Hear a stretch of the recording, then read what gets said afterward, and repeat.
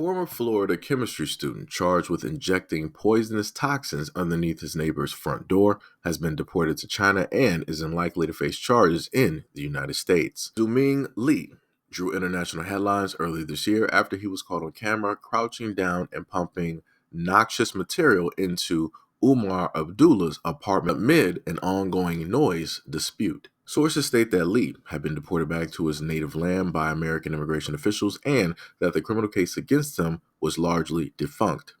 Lee's attorney had also confirmed his departure. The budding scientist was also expelled from the University of South Florida after the shocking case went viral, had pled not guilty to several felony raps, including battery and possession of a controlled substance. But Lee failed to appear at a scheduled hearing Monday due to his deportation, prompting a judge to issue a warrant for his arrest that would only activate in the unlikely event of his return to the United States. Lee had been in the country pursuing his doctorate in chemistry on a student visa and mixed the substance in his university's lab. Abdullah stated that he and Lee had a cordial relationship after he first moved into the apartment directly above the chemist back in June of 2022. Lee, who lived with his own wife and two small kids, even gifted the Abdullahs a dress to mark the birth of their daughter. But the relationship began to corrode after Lee began sending Abdullah text messages to Abdullah about the noises coming from his apartment. Quote, "By the way, could you please walk slower and not move furniture at 11 p.m.?" Lee asked. He also stated, "The big sound always wakes us up."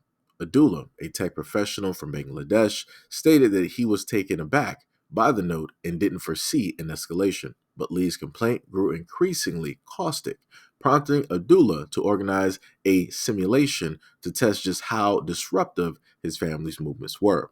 While his wife and child remained upstairs in the apartment, Abdullah and a building staffer met Lee in his residence, strained their ears. Abdullah stated that he told his spouse to make every movement imaginable, from marching around the apartment to rearranging furniture to jumping.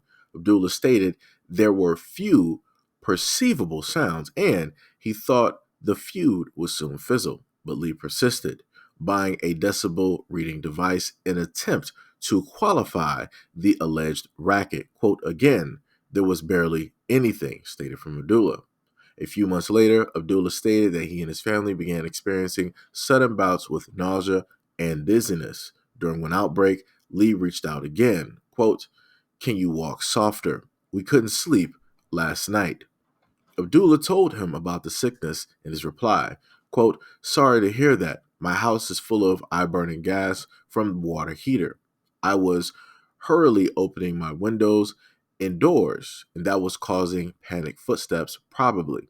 Lee, who was soon to be charged with pumping an opioid mix into his neighbor's home, gave his response. Quote, "I heard it from your landlord. Sorry to hear your situation." Suspecting Lee of somehow being behind the mystery, Abdullah set up a hidden camera that caught Lee crouching down and emptying a syringe full of chemicals underneath his door.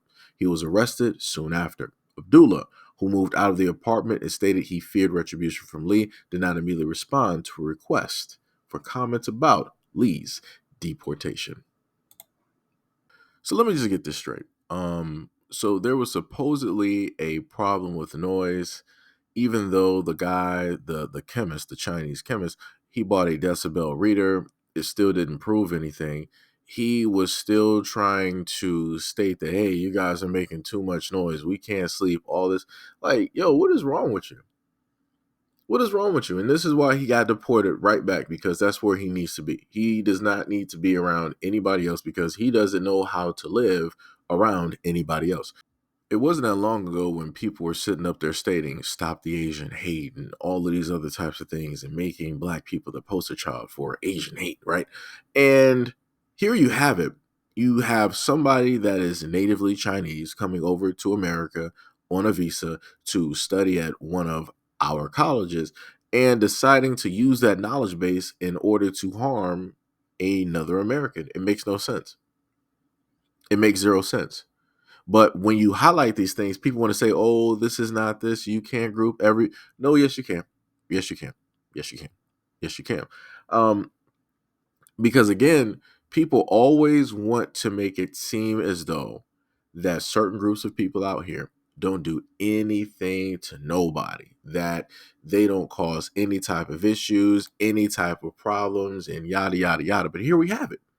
And we're going to start to see more stories just like this, because this is what it looks like at the border recently, right? You had footage of Chinese citizens at the United States border. Now, why would you have an influx of Chinese citizens at the United States border? Why? That doesn't make any sense, right? Why would they want to, quote unquote, run? Why would they want to escape? Why would they, quote unquote, be placed here out of all places? So far, far, far, far, far away from home. Why would they specifically try to do the same things as others? Why wouldn't these Chinese citizens try to go the normal route, which is going through the process of what other immigrants have to go through? Why wouldn't they go through all of the test and the waiting and all of those things in order to gain the citizenship that I guess they are seeking? Why would they try to go an illegal route in order to get here? And again, I'm stating this because of the fact that you're not going to hear a lot of Chinese Americans or Asian Americans highlight or spot this. They're not going to list this as a problem because they're going to be like, okay, well, those are my people. I understand where they come from. I understand their life. I understand what they have to go through. And I'm going to do everything that I need to do in order to protect and afford for them. I'm going to shelter them. I'm going to clothe them. I'm going to get them to a point where they can stand on their own and create their own business in America and have that American dream. So you're not going to hear a lot of Asian American supporters and Asian American actors or singers or what have you, like you have in previous years. You're not going to have them voice any type of concerns about this. You're not going to really hear the United States voice any type of concerns like they listed concerns about previous things before when they wanted to make a hate crime bill specifically for the Asian Americans and Pacific Islanders. You're not going to hear them speak on this. And that within itself is a problem. And let's just be fair and equal. If you're not going to allow the Black people, the more melanated people who are waiting at the border before that came over from Haiti or many other islands, if you're not going to allow those people to come directly into the United States, why would you allow anybody else to come directly into the United States, right? If you're going to cause a big stink, a big funk directly about those people, then why don't you have that same type of anger and animosity towards anybody else who decides that they want to skip the line and get directly here so that they can just have the American dream?